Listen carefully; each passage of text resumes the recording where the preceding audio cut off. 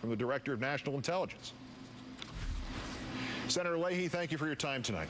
Happy to be with you. The latest account from Attorney General Gonzales about his late-night trip to the hospital bedside of the then Attorney General John Ashcroft, Congresswoman Harman has summed it up, that he seemed to selectively declassify information to defend himself.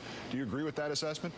I do. I also advised it very strongly, as did at least one other member of the committee, that he wants to look at the transcript of what he said and let us know if that's really the answers he wants to stand by.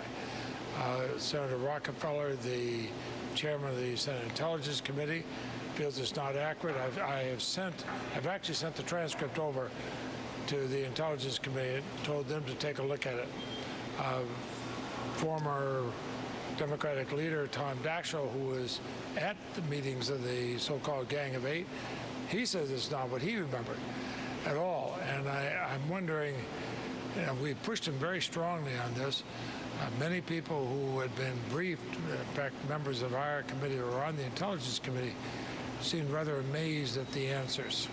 Senator Rockefeller, you mentioned, actually went a little further than that. He said he believes Mr. Gonzales may have been possibly committed perjury with that answer regarding the hospital visit. Do you think a perjury investigation might be in order at this point? Well, I've asked him to look at the transcript and get back to us. Our normal practice, if you testify, you get the transcript.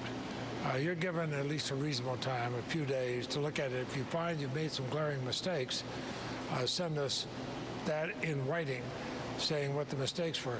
The last time Mr. Gonzales came and testified, about 75 to 80 times, he said, I don't remember, I don't know, or I can't answer. But the few things he answered, we then got a very long letter from him saying, I want to correct my answers in this, this, and this position. If there are no corrections, and if it turns out that there were inaccuracies in there, I'd remind him this was under oath. I will refer to the Inspector General, take whatever action he thinks should be taken. How can ultimately, though, the Senate and the House, either or both, do anything about the Attorney General under these circumstances between the two branches of the government at the moment? Can you create an Office of Special Prosecutor in this case? Could the Senate, could the House impeach Mr. Gonzales? Technically, we could. This would take really until he's going to be out of office anyway. I find it amazing. I cannot imagine, I've been here with 6 administrations, I can't imagine any president, Democratic or Republican, who would keep an Attorney General like this, even keep them on. I've said to people, this apparently is the way President Bush wants to be remembered in the history books. I'm a former prosecutor.